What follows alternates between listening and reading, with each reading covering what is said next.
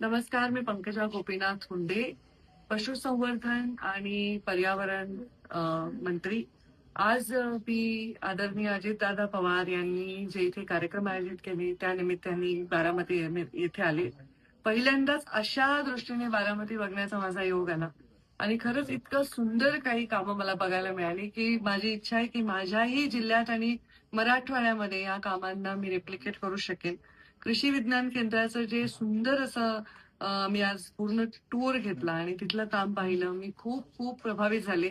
सर्वात पहिले प्रभावित झाले म्हणजे बारामतीचं काम हे सकाळी 6 वाजता सुरू होतं.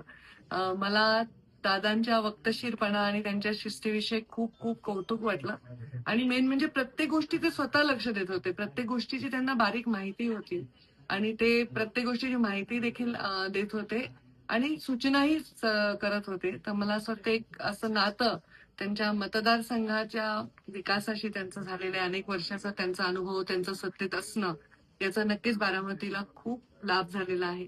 या सगळ्या गोष्टीमध्ये खूप काही शिकण्यासारखं आहे आणि मंत्री म्हणून इथे आणखी काय वाढवता येईल, आणखी काय प्रयोग करता येईल याच्यासाठी मी नेहमी सहकार्य करेन. अजितदादांचे मनापासून आभार. त्यांनी ही संधी दिली की या गोष्टी मला घेता यावा.